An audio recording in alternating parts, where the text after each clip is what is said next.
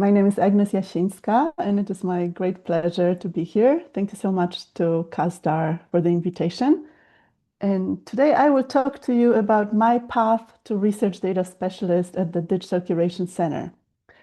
And I wanted to mention from the start that I actually initially gave this talk in Polish. So if there are still any Polish words, please forgive me. You're welcome to ask me what they mean. I hope I managed to catch everything and translate properly. Okay. So I thought that we could just start from the end, which is where I am right now and what I do in my current role. I hope you don't mind. So I'm at the Digital Curation Center. We are jointly based at the University of Edinburgh and University of Glasgow in Scotland. We are a center of expertise in digital curation, research data management, open science, FAIR principles, and whatever other topics come up on the scene. We try to educate ourselves about them so that we can help the community catch up as well. And so I do a little bit of all of it on a daily basis, depending on the projects and collaborations that we have going on. So my work includes developing and delivering training. I'm involved in some consulting projects. We regularly develop resources, tools, and offer events. And I've been in this role since February 2024, so over 2 years. I wanted to tell you a little bit about what DCC is doing more broadly, so you have a sense of what all of us research data specialists in DCC are involved in. So a big area of our work is being active partners in national and international projects.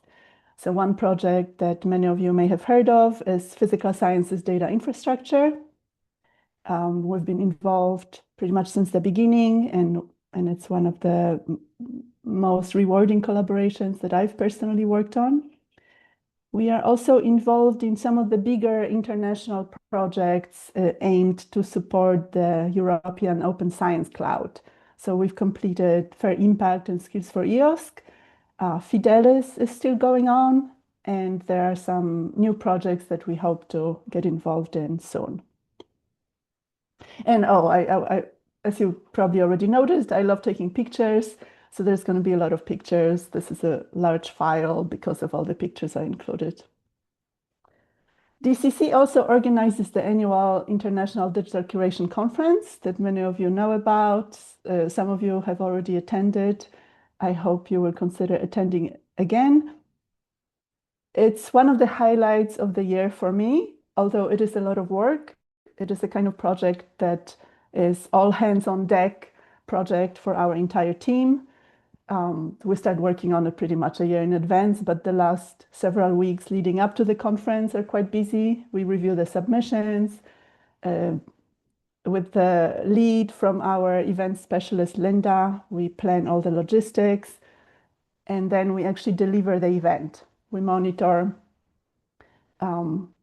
any technical issues, we moderate the sessions, we help out in any way possible, because it is one of our roles as the Digital Curation Center to bring the community together, to exchange knowledge, and to help people network, which is very rewarding as well. So I just wanted to mention, in case you haven't seen our announcement yet, IDCC next year will be in Lisbon, Portugal. So stay tuned for more information, and I hope that you will consider submitting a proposal and then joining us next year. I personally very much look forward to it. So how did I get to where I am? So my career path leading to DCC, and you will see that it was not a straight path in any possible way. So I thought for your entertainment, I can start with a brief autobiography. You get to see the picture of me, I think at 8 or 9. I grew up in Łódź, Poland. I was a bookworm, always have been, still am, interested in everything, which also continues. And actually in my role, I get to satisfy that curiosity because I learn something new pretty much every week. I started studying to be a translator at the linguistics department at the University of Warsaw. And then my family decided to immigrate. So this is one of the themes that you will notice in my talk. Um, there's a lot of change going on professionally, personally, in our field, in different research disciplines. And so this is something that I think is good to accept and just take as something that's a given. There will always be changes. There will always be things that we have to keep learning. So part two of my brief autobiography, I mostly got my higher education in the US. I started at a lovely community college where I took all the classes possible, including astronomy and like pretty much anything I could fit into my schedule. And eventually, after a few other degrees, I made my way to a Ph.D. in neuroscience, which is also a very interdisciplinary field. So I could basically not narrow it down much. There's still a lot involved. I also did a postdoc at the National Institutes of Health. And then I started working as a faculty member, as a visiting assistant professor, mostly teaching psychology and neuroscience, but also trying to do research in my spare time, if you will, because teaching is very, very intensive. And then I started jumping positions for family reasons. So the first jump was to the Office of Institutional Research and Planning. So I was able to take all my skills and develop new ones in a different context. So not working on my own research projects for publication, but rather on the research that would be used for strategic planning at the university. And then an opportunity came about, and so I made a second jump to a data services specialist in the research services in the library. Again, I'm a bookworm. Library is my happy place. I love working with librarians, and so I was in that position quite a bit longer than the first one. And then another big change came about.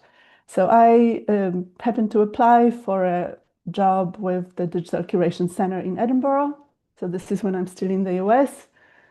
I honestly did not expect to get the job, but I did. And so then I had to make a decision. I mean, by that point, I pretty much made the decision. So another big change, another intercontinental move back to Europe after 25 years.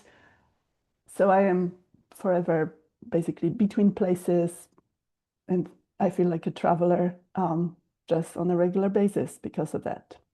But this is, again, as I mentioned, another theme. There's always change happening. And I think for me personally, it helped to see change as an opportunity because it will come about. We can always learn from it. Of course, it's stressful. Of course, it's a lot of work, but good things come from change as well. And so, was there anything that did not change in my career path? Well, I'm glad you asked. So yes, I reflected on it before I gave my Polish version of this talk, and I realized that actually research data was the one constant theme connecting all my interests, all my educational endeavors, and then all the different employment roles that I took on so far. And so during my training, I already started learning how to design research projects. I think it helps to have hands-on experience with that because it's always a lot more work than it seems, and it always there are parts that go not according to plan. Things are messy in research, and so I'm really glad that I had that experience because now I have a lot of sympathy for researchers. I appreciate how much they are trying to accomplish and how many moving pieces they have to control. I also formulated research questions, so this goes back to my curiosity. This was one of the most favorite things for me to do. Then you have to, of course, decide on the research methods to address the questions that you posed. You decide on the types of data to use. You cannot ever collect all the data that you would want, so you have to make some choices, face some trade-offs. And then in my case, I also mostly worked with human subject data. So I always had to apply for ethical approval. So that was a really useful experience as well. after I designed my projects, of course, the rest of the work focused on data. So I would collect the data, organize it, clean it, analyze and visualize it, prepare different types of presentations at conferences, and then in articles to be submitted to peer-reviewed journals. So all of that was a great experience as well. And as I mostly worked with quantitative human subject data, this was the expertise that I started to build. In many ways, my training continued in my work and continues every day to this day. So some of the things I learned after I transitioned from being a trainee to first an assistant professor and then a data services specialist in a library was that I gained more understanding of the topics I used every day because now I had to teach them.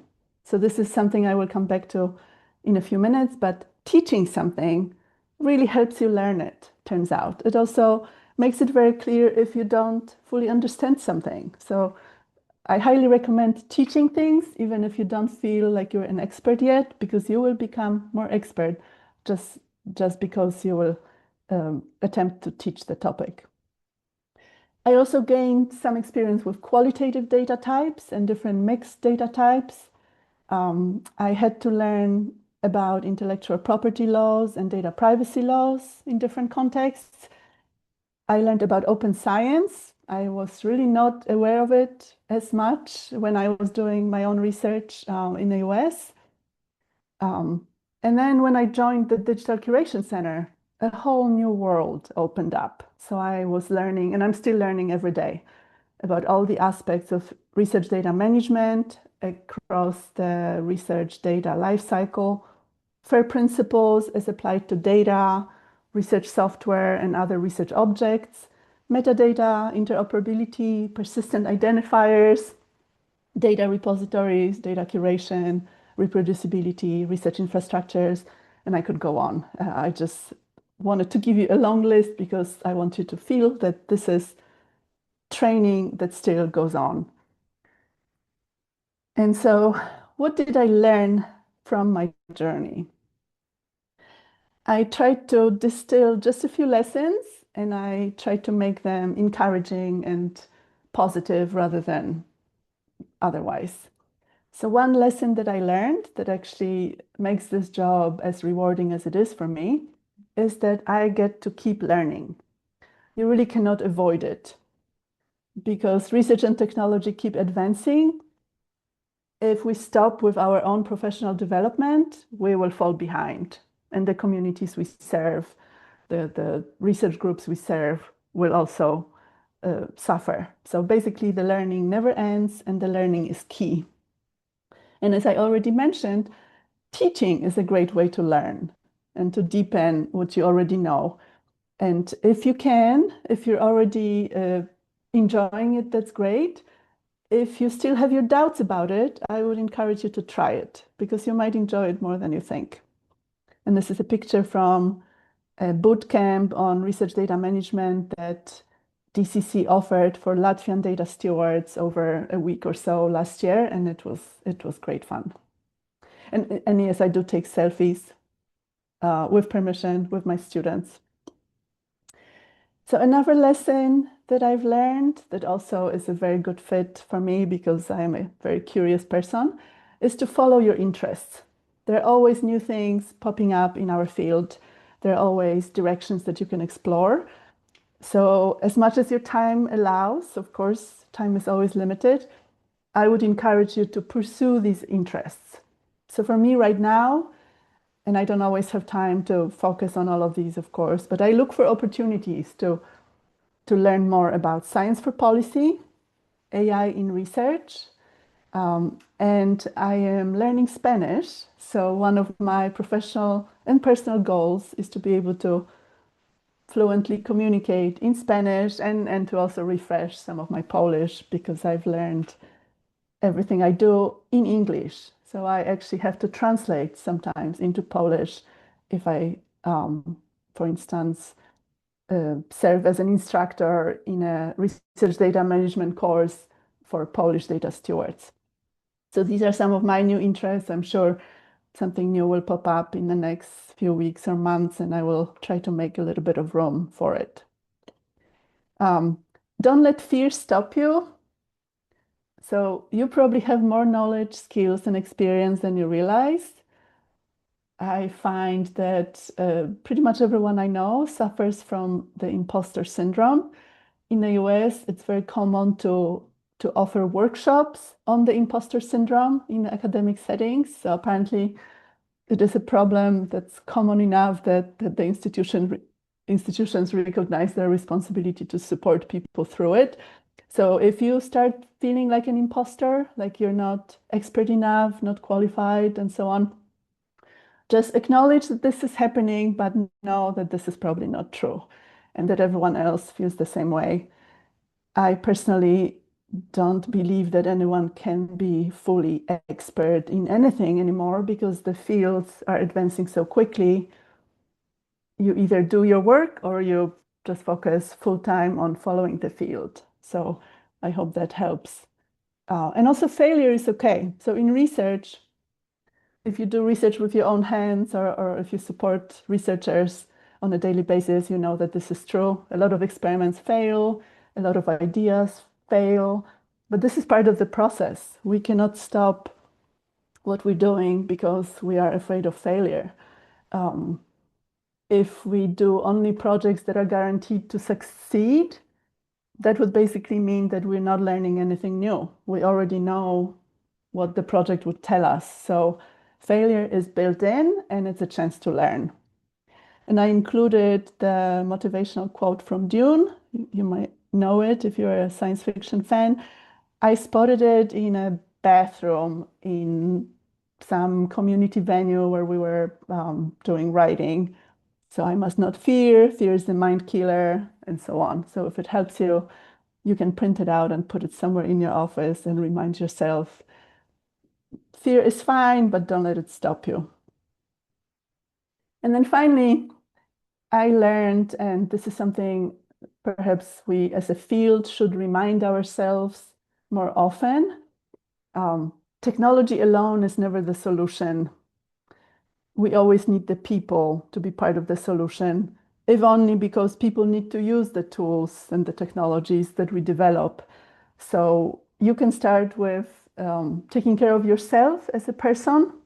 So know that research is a team sport and you are not alone. Nobody can do it alone. Nobody should try to do it alone. Teamwork and collaboration are key. They are necessary. They're not a luxury. So I would advise you to try to find your people, find your community.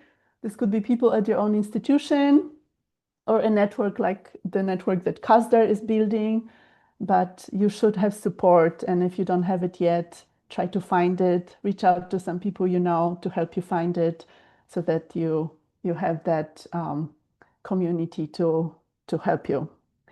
Also, I know this is often difficult, but try to ask for what you need. In my role as a data services specialist, I was the only person at the university. It was a quite small university, undergraduates only. But I was the only person in that kind of role.